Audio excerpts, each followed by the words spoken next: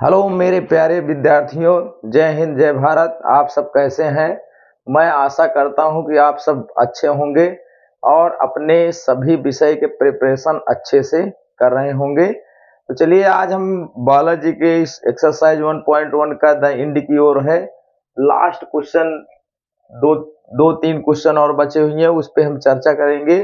बाकी इसके और जो विशेष प्रश्न है उस पर विशेष तौर पर चर्चा करेंगे।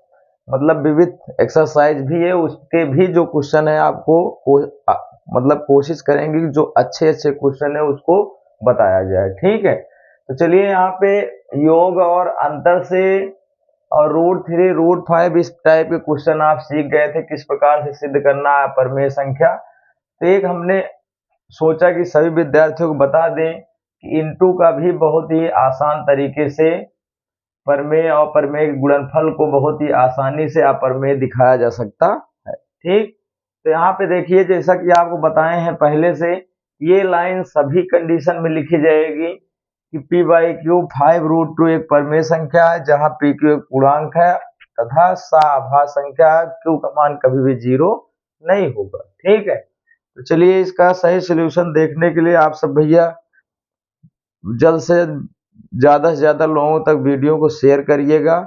यही आशा करता हूं कि आप हमारा कहना मानेंगे और इसी आशा के साथ इसका हम सलूशन बताने चल रहे हैं। वीडियो को बिना स्किप किए जो है आप इसका सलूशन अंत तक देखिए। P/Q इक्वल क्या दिया गया है? 5√2। अब देखो, हमने यहाँ पे जिक्र किया था कि जो भी √2, √5, √7 जो भी दिखेगा उसको इक्वल के एक साइड रखना है, बाकी सब दूसरी साइड।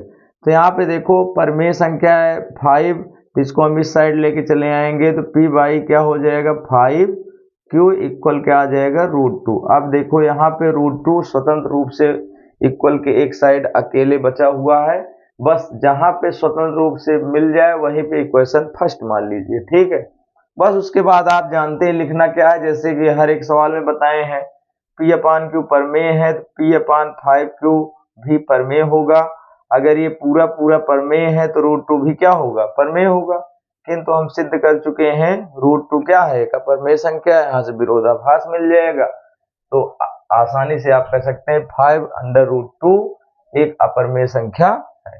चलिए ठीक है, इसको हम लिख देते हैं। क्या लिखोगे? उपरोक्त से स्पष्ट है कि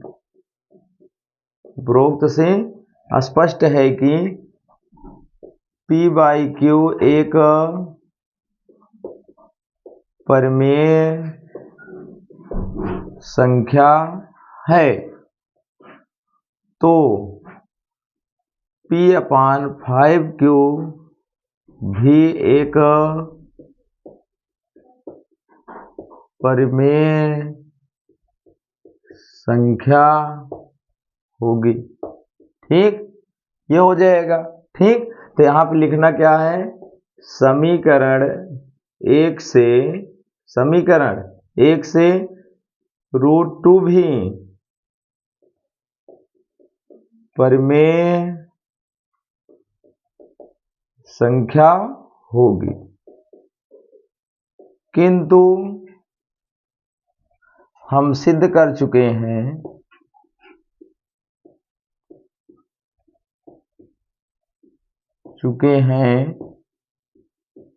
√2 एक अपरमेय संख्या है। ठीक, अपरमेय संख्या है। ठीक, तो क्या लिखोगे? उपरोक्त की गई कल्पना गलत है, इसलिए क्या लिखेंगे? 5√2 एक अपरिमेय संख्या है। ठीक, बस यही लिखना है। इतना ही क्वेश्चन आपको पूरी तरह से, आपको जितने भी अंक रहेंगे आपको पूरा 100% है मिल जाएगा। ठीक है, तो ये क्वेश्चन नंबर 16 में जो है 1 2 3 4 5 5 सवालें दी गई हैं, जैसा कि पिछली वीडियो में जिक्र किए थे। ठीक है, तो उसमें से ये अलग दिखा, इसलिए हमने सोचा इसको एक बार पुनः बता दें, जिससे कि मतलब बच्चों का कंफ्यूजन 100% दूर हो सके। ठीक है, चलिए अगला क्वेश्चन देखते हैं, क्वेश्चन नंबर 17। चलिए देखते हैं, दो पात्रों में 250 तथा 425 लीटर दूध है। ठीक, मतलब कहने का मतलब यहाँ पे दो पात्र हैं। ठीक, एक पात्र हम बना ले रहे हैं 250 लीटर का, और एक पात्र यहाँ पे हम बना लिए कितने का, 425 लीटर का। ठीक, ये पात्र की महत्तम धारिता क्या होगी जो दोनों पात्रों की दूध को पूर्णतया माप सकती है। ठीक है, तो कहने का मतलब ये है, देखो आप जब आपको पढ़ा रहे थे HCF या CF, देखो इसको कहते हैं महत्तम समापवर्तक। ठीक, तो यहाँ पे देखो महत्तम शब्द आया है, तो महत्तम के लिए अगर कहेगा तो आपको दोनों पात्रों की क्या निकाल देना है, HCF, सिंपल सा क्वेश्चन है।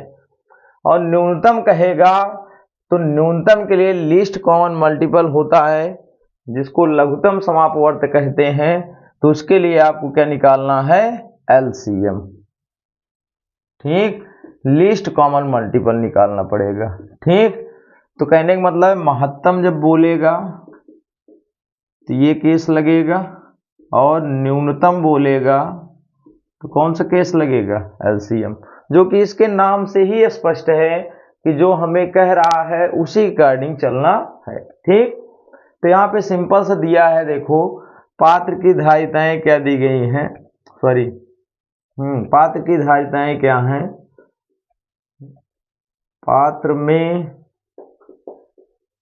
दूध की मात्रा दी गई है, सॉरी पहले पात्र में मात्रा, तो यहाँ पे लिखेंगे प्रथम पात्र में कितना है, मात्रा कितना है, 250 लीटर, और द्वितीय पात्र में मात्रा दूध की कितनी है, ठीक है, कितना है, 425 लीटर। ठीक, तो आपको करना क्या है, HCF निकालना है, तो लिखेंगे 250 और 420 का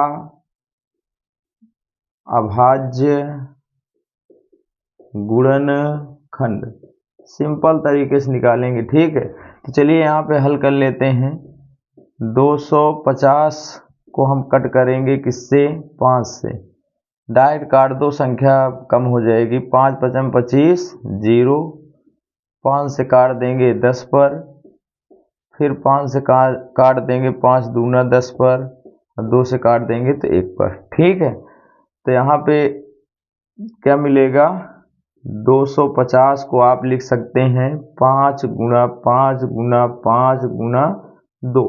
ठीक, अब 420 का निकाल लेते हैं, 420 का निकाल लीजिए, यहाँ पर 2 से काट देते हैं, 0 है इकाई का अंक, कट जाएगा, 2 दूना 4, 2 इकन्नम 2 0, 2 से काट देते हैं, 2 इकन्नम 2 0, 2 पंचे 10, अब 2 से कटेगा नहीं, 3 से काट सकते हैं, 3 त्रिक 9, 3 पचे 15। ठीक, फिर कितना आ जाएगा, 3 त्रिक 9, 3 पचे 15, 5 सते 35, और 7 इकन्ना 7। ठीक, इस प्रकार से निकाल सकते हैं, तो आ जाएगा 420।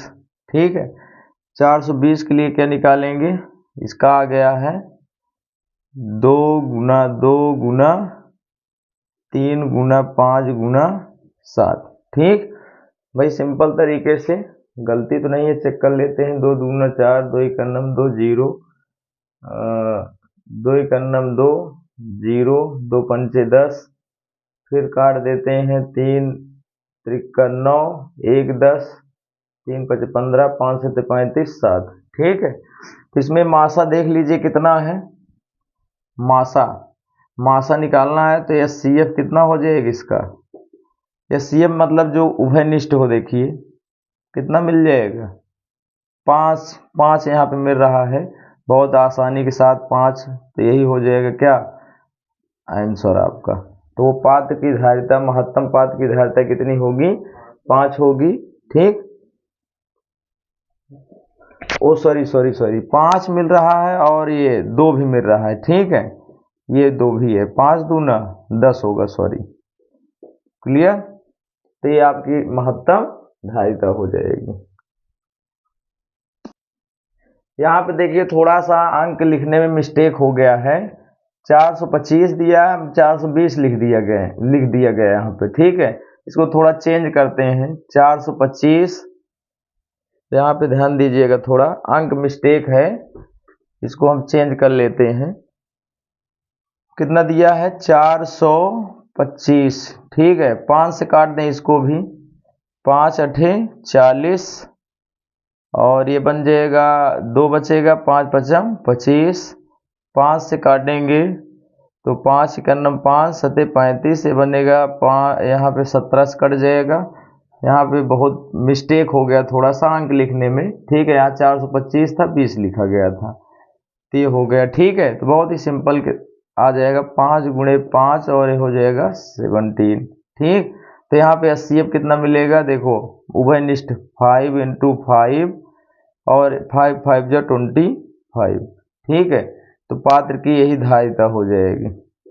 ठीक है, वो अंक मिस्टेक था इसीलिए थोड़ा दिक्कत हुई, और बहुत ही सिंपल तरीके से जो कॉन्सेप्ट यहाँ पे बताया गया उसी अकॉर्डिंग आपको चलना है। ठीक है, इसी बेस पर क्वेश्चन नंबर 18 है, आपका होमवर्क रहेगा।